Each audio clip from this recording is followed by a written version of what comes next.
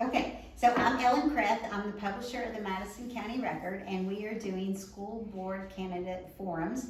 And we are doing Zone 5 today. And Daryl Summers is running for School Board Zone 5. And we're just going to, first let me say too, Nick Wilson is running against him. And Nick had a prior engagement and couldn't be here today.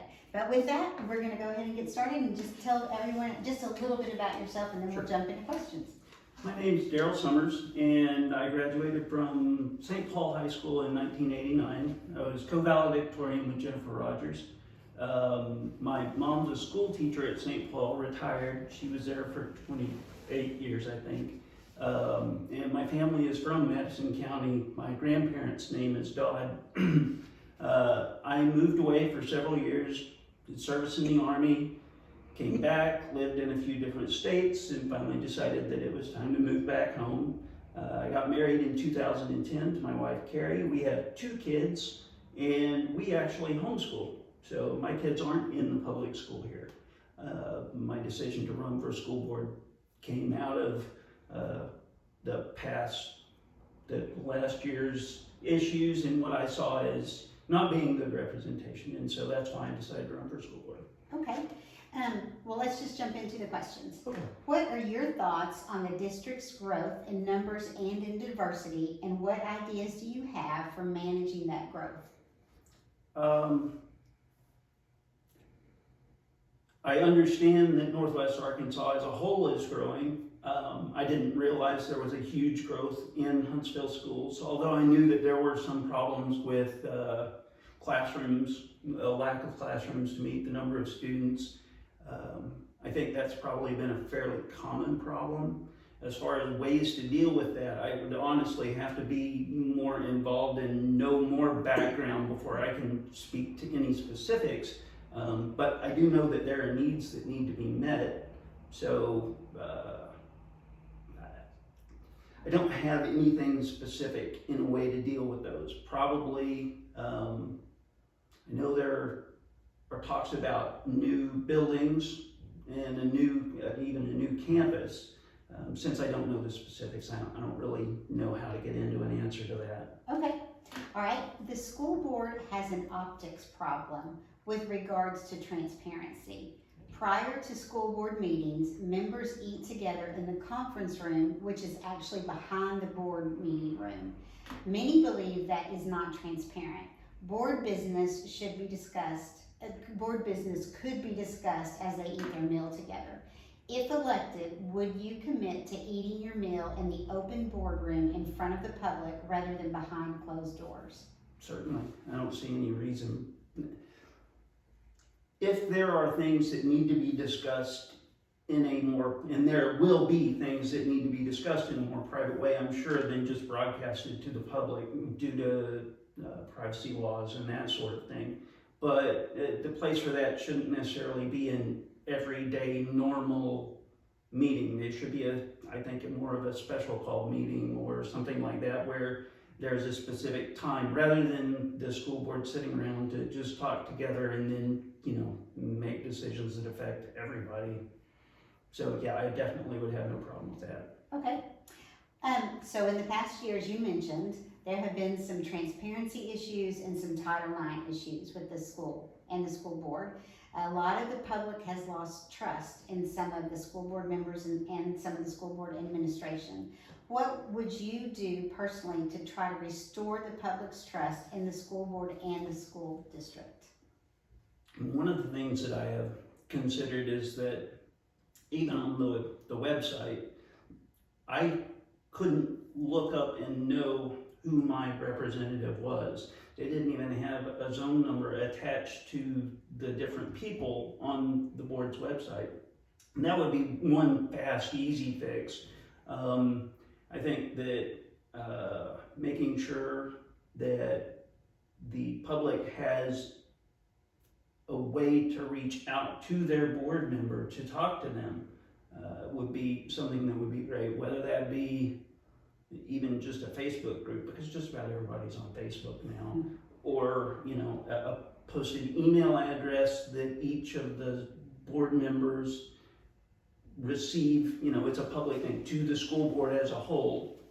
so that then somebody can reach out and then we can maybe figure out which board member particularly represents a person or something like that. But just a way to open things up so that you could reach out to your school board member for question and answer on any given topic would be important. Something that kind of goes with that is you can see this big stack of papers over there. Those are parent surveys that were turned into the school as the parents did some parent-teacher conferences.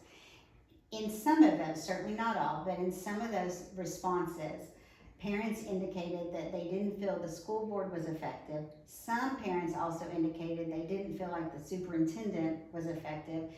A lot of them also responded that they didn't feel like there was effective communication from the school to the parents. How would you remedy making the school board, superintendent, and the communication more effective and build more trust? Well, I think it would be important.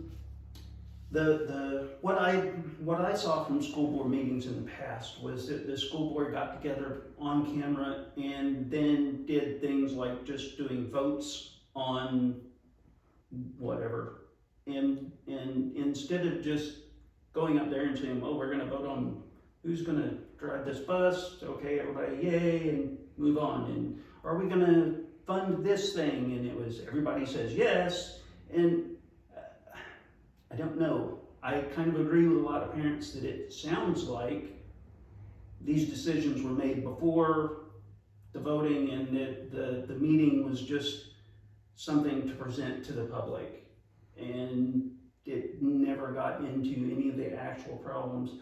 I didn't like the idea that questions have to be submitted before the school board meeting from parents. I think that people should be able to speak at a school board meeting. That's the time for the parents and the community at large, not just the parents. There are grandparents, there are people who just live in the community and feel like our school should be going a different direction.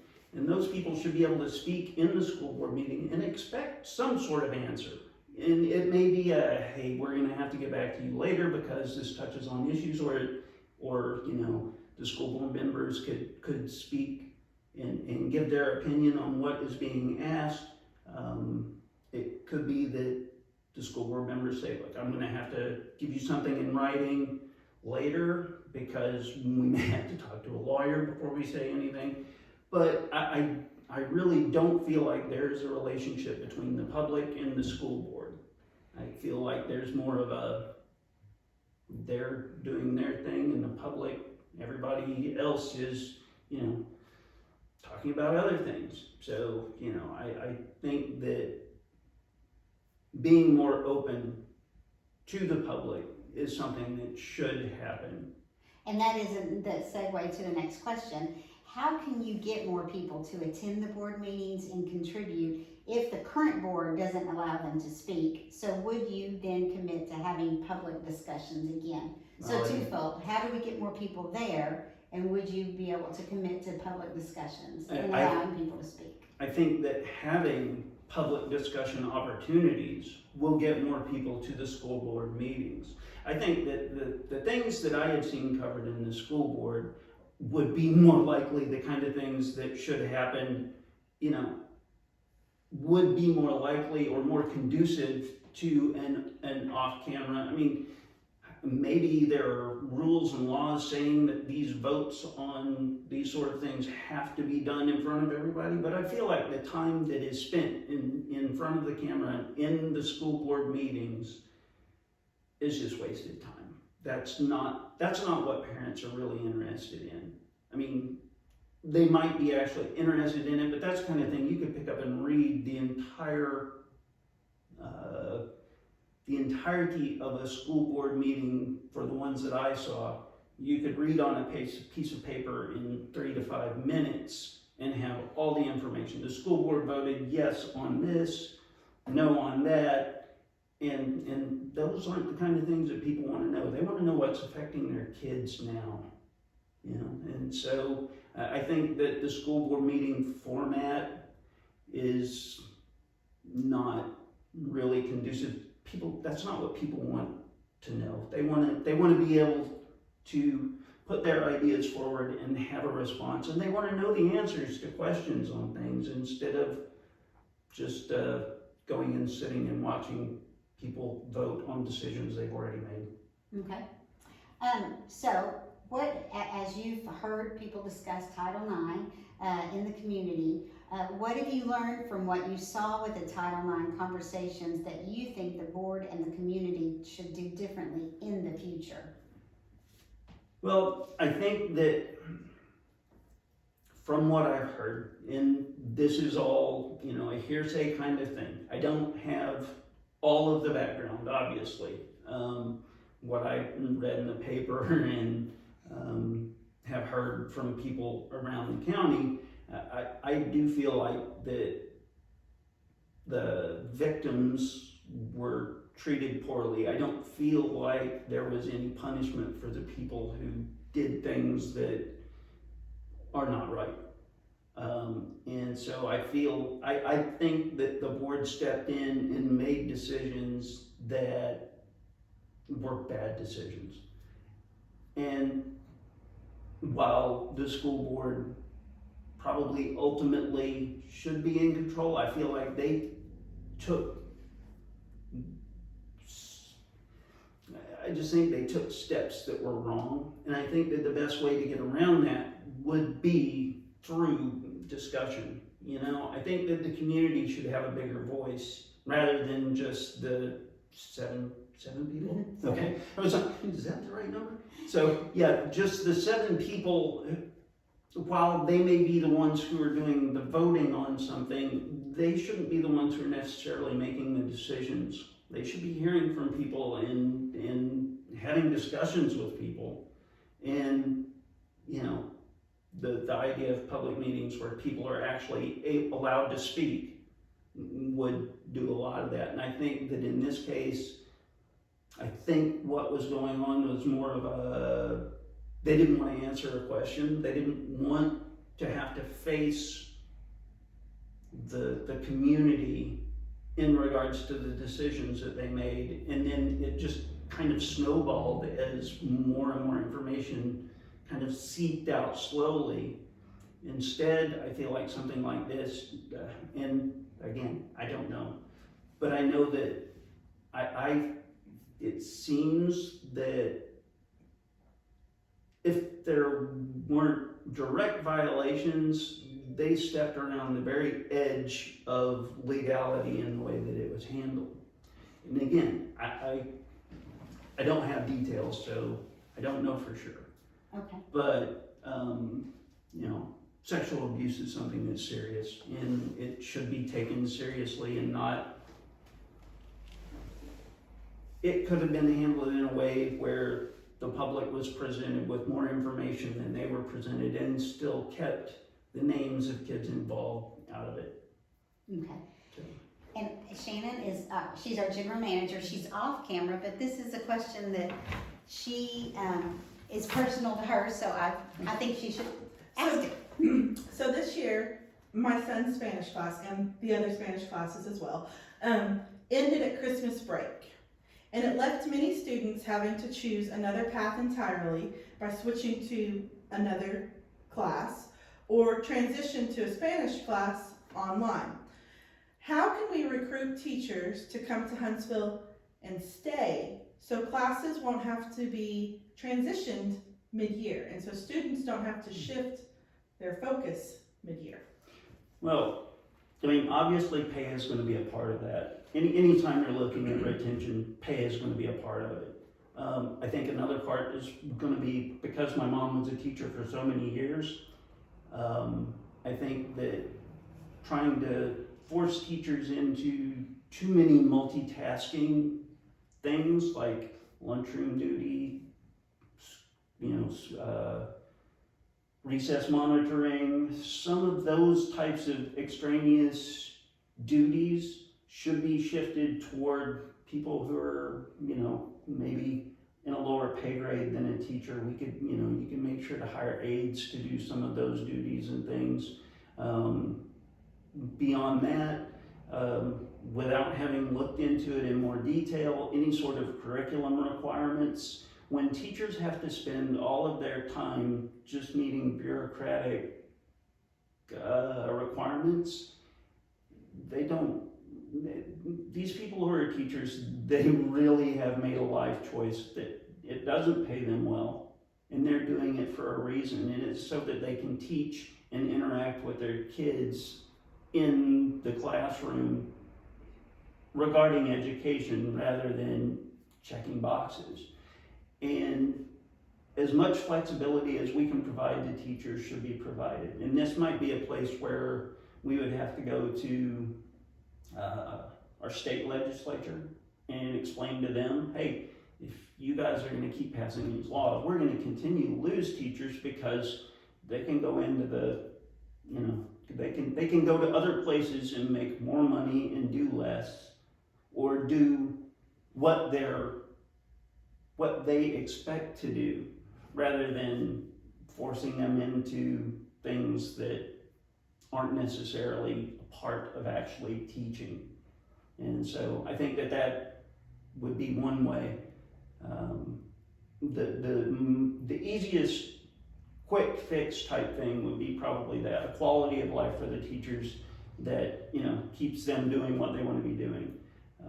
Then beyond that, this is another one of those where I would have to know more about why teachers are leaving. And there could be any number of reasons why a teacher would decide to leave. Now, without knowing more, again, it's hard to provide particular answers. So this is kind of maybe the flip of what you just answered. So that question was more like, how do you keep teachers from leaving? Mm-hmm. And this one more or less deals with how do we bring them in? Right. Because currently the CTE building in St. Paul that was open just this year is not being utilized because they can't find a qualified teacher to come in and teach the program that they want to offer down there. So how can we ensure that we can get teachers to come to the district to teach those programs as well as stay in the district? Well, one thing would be, I think it's kind of the same thing. The job that we're asking the teacher to do needs to be the job that a teacher is expecting to do. Of course, pay is an issue. That's always going to be an issue for teachers, no matter what. But I know that other school districts are able to offer a lot more pay to their teachers.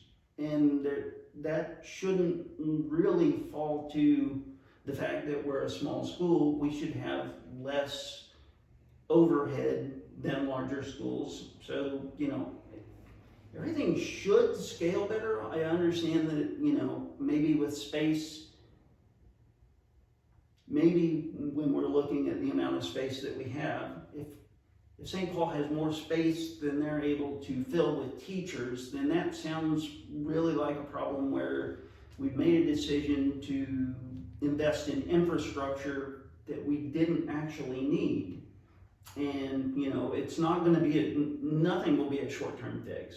These are things where we're going to have to set a goal that goes out a lot further than just, a single year. And then if the teachers here are happier with the way that things are going, that's going to play into being able to bring in new teachers. If the teachers are happy with the job they're doing, then you'll be more likely to have other people saying, oh, well, I ran into this person at this state thing and they really like their school, so maybe I should look at going there. And, that will play a big part in being able to bring in new people. So word of mouth.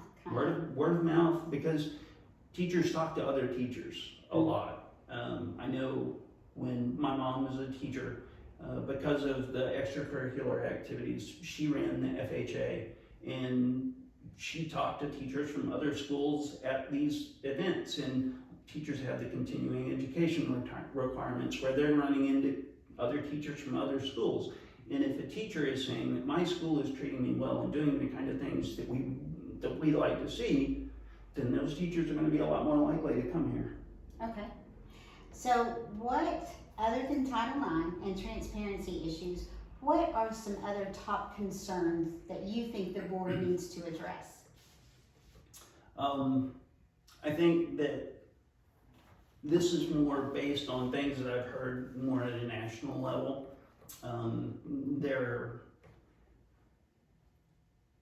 This would probably be one of the most controversial things that I say, but the calls for diversity, to me, are not calls for diversity, they're calls for racism, because they would rather have reduced people to their skin color than to treat them as individuals. And I think that the push for diversity is just overblown. I don't feel like it is actually accomplishing anything. I feel like it brings contention between not only employees and places, but also the students that they work with. When you say calls for diversity, could you kind of put that into context, like who's making those calls for diversity? And are you talking about students, or are you talking about teachers? Put that into context. I'm kind of talking about everybody, because we get this generic idea. I mean, you even mentioned it earlier, something about diversity, and I thought, yeah, okay, there it is again. I know whenever I read,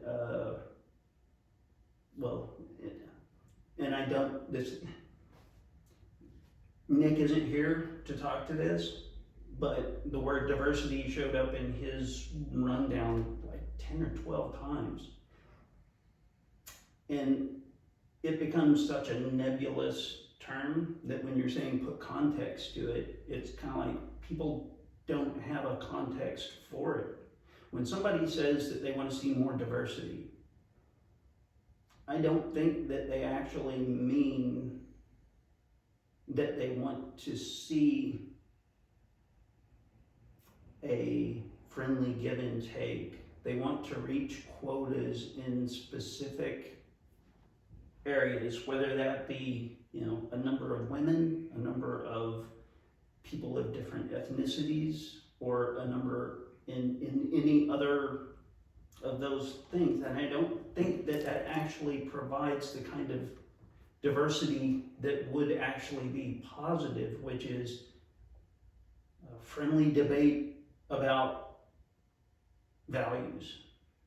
And what would you think about the diversity just as it pertains to more foreign languages? Is that not important to a child's education? To teach a child about a different culture, to learn a different language. That we did another school board zone earlier, and that's what they pointed out. They said, we want to see that not only bringing in other people, but we'd like to see more diversity in the programs that are taught, and the different languages that are taught. I think just as Shannon pointed out, Spanish. So maybe put it in that context.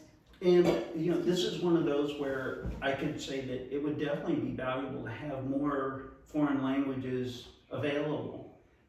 The problem you're going to run into there is you're going to have a teacher who has qualifications in either multiple languages, which is even less likely than having one foreign language that somebody could teach.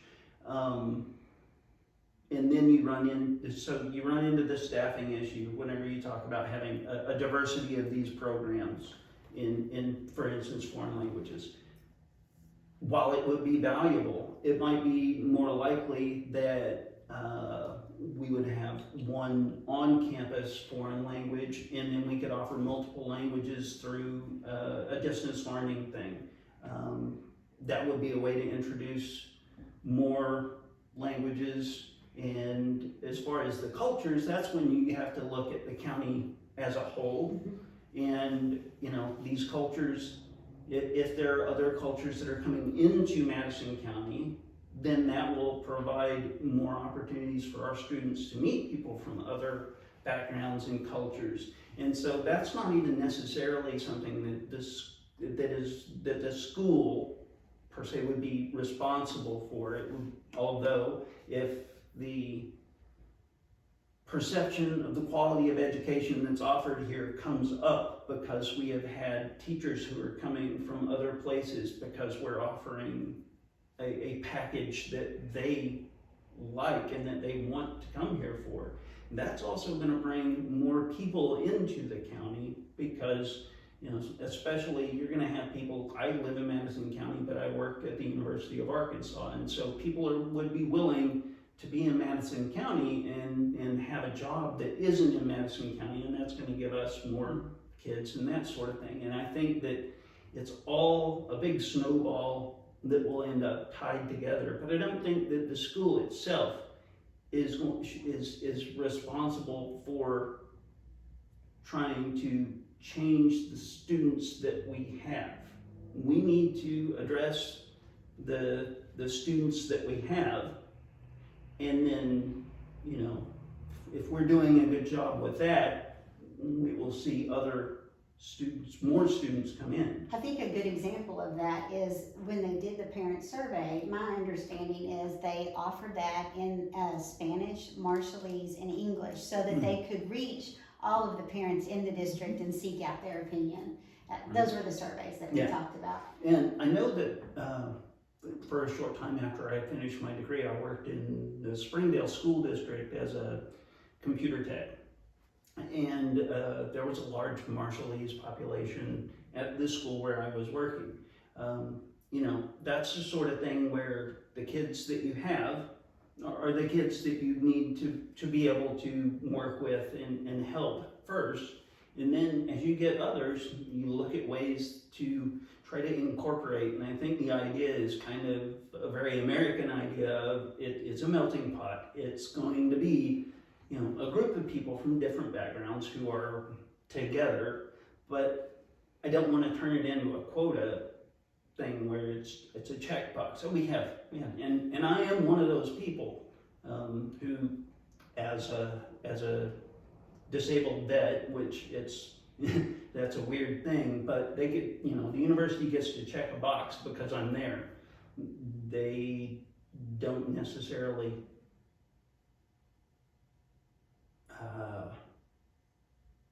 they do their best to provide the things that I need physically, but I don't necessarily think that they look at it as a priority, except as a way to say, look at all this diversity we have. And I don't think that that's real diversity, because when I was in the Army, there were people from really different backgrounds, and that's when you really meet people. You know, I knew a guy who grew up in Detroit, and you know, he was an inner city kid when he was a kid, and he was a fun guy to hang around with, and you know, that's something that's different. That is a more true diversity than what I feel like a program. Most of the diversity programs that you see are somebody telling you that, you know, well, you should just subsume your own differences to meet the differences of the people that we're calling the diverse people. And I don't feel like it's not beneficial to anybody to do that. Okay. Next to the last question. Sure. What research or conversations have you already had or done that you have already had, or do you plan to have, to learn what the issues are in the district? In other words, when you talk to your constituents, what are some of the issues that they are saying to you, and have you spoken to them yet to learn about them? Whenever I was collecting signatures is probably the biggest time that I talked to people. There was a fair amount of discussion in a Facebook group. One of the things that was brought up were stairs that go from the middle school to the elementary school. That's been brought up a couple times today. Yeah, and so, you know, and this was something I didn't know about until those discussions were brought up. I had no idea. And of course, the biggest thing that everybody is worried about is the Title IX thing. That really, I think, brought the community made the community stand up and say, wait, we're not sure that things are being done in the way that we expect them to be done in our community. I know that one of the things that I plan to do is to investigate the curriculum, to look at what's being taught in our school. I know that a lot of parents will be interested in that too because of the national news. You know, are those things here? I don't know right now, but I do plan to find out whether we're doing things the way that we want them to be done rather than the way that somebody in, you know, California or Washington DC says that we should be doing them. And, you know, I hope that things like parent surveys are provided to school board members so that we can just be made aware. That's one of the biggest things, probably, being outside the school board. I don't know what the current school board was provided with. I don't know what sort of things they hear about. I know that from discussions in the Facebook group that people have been trying to reach the school board and the superintendent. I don't know if concerns were taken seriously. And so it's kind of, I don't want to badmouth somebody when I don't know what they knew. But I know that I'm planning on being very, you know, service oriented and addressing the things that people want addressed rather than looking for problems that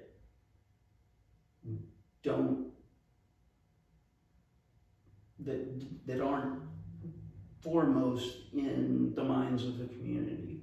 You know, the things that people want, those should definitely be addressed. The other things would become more of an administrative task, and those are the ones that don't need to be necessarily publicly handled. For instance, I can guarantee you that every school has a shortage of school bus drivers. How we can address that, I'm not sure right now. But the community, I don't think, is as interested in how do we get more school bus drivers as they are in what's being taught to our kids and how can we make the kids' education better. I mean, we're going to address the school bus problem somehow. Mm-hmm. We have to get the kids to school. But what the people really will be more interested in are what are we teaching, what are our kids learning, and how are we doing that? Okay. And yeah, So twofold question. Sure. Most of the time I end with why should we vote for you, which I certainly want to, you know, give you the opportunity to say why should we vote for you, but I do think the one question looms as to should they consider the fact that you homeschool your children when they vote for you. I think a lot of people, you know, as we've heard discussions Sure. about people running, and I don't have a judgment on this, I just want you to be able to address it. How much should that impact a person's consideration of voting for you, the fact that you do homeschool? And then address that, and then tell us why we should vote for you. Sure. Well, we made a decision to homeschool. We're a family who regularly attends church, and my wife came from Houston, so she's from a big city. And our decision to homeschool kind of came more as a result of national level things, and that we wanted to be able to raise our kids in an environment that is more in keeping with our religious beliefs. We're Southern Baptists, but you know, we wanted to be able to incorporate some Bible study in our kids' education. We wanted our kids to be, you know, a little more sheltered than a lot of times a public school provides. We also have special needs that we felt, and I have always felt that these particular kinds of needs can be much better met in a homeschool environment than in a public school. With all of those things, that's why we made our decision. And then as far as we understand though, that the kids that our kids peers. I mean, we participate in T-ball here. Since T-ball, I should say, we're now into the next step up from that, the coach pitch. So, you know, but the kids that our kids are interacting with are primarily kids that go to school here, aside from the ones that are in our homeschool co-op. And so our community, and I teach Sunday school at my church, and I have kids that are public school that I teach, and kids at my church have graduated from Huntsville. You know, every year we have kids from our church that graduate who have went to Huntsville schools. So my impetus in that was because the community where my kids are growing up are the kids who are graduating from Huntsville schools mostly. And the community that we live in are kids who have gone to public school. Both my wife and I went to public schools. I went to St. Paul, so I went to school here in the county. And the primary reason to vote for me is that I saw what I perceived as problems and what seems to be a county-wide opinion that our school board was not doing the job that needed to be done. And so I wanted to give the community the opportunity to vote for somebody who felt that way too. I talked to, I'm not sure if it was Nick or his wife, it was on Facebook and they have a shared account. And so, but I talked to him whenever he first announced, because he announced like a day after I did. So, and honestly, I feel like he could be a great school board member too. The reason that I would say you could vote for me is because I've lived here for, you know, all my life except for the short time while I went away and thought I wanted to, you know, travel the world and do all that stuff. But I fully expect that this will be where I live for the rest of my life. So, you know, being a part of the community doesn't mean just sitting back and watching things happen that you don't like. And so I felt like I needed to put myself in the position where, hey, I can do this. I have, you know, I have the ability, I have the time. You know, kind of like everybody, I'm sure, where it's like, okay, I can squeeze this in. I know that there's gonna be a lot of work. I fully do not expect that investigating the curriculum would be something that would be a quick and easy solution. And I know that the problems that we have had over the recent past are not ones where you can just blow it off and try to squeak it through. That just doesn't seem like. And so there are changes ahead, and I feel like that I can be a positive influence on those changes. Well, thank you. And you know, you're one of 18 people who have stepped up to run, and that's an undertaking to do that. Okay. So we appreciate you being here today and your impact on community service by just stepping up and offering your name out there. So thank you. And your service. In your service. Okay.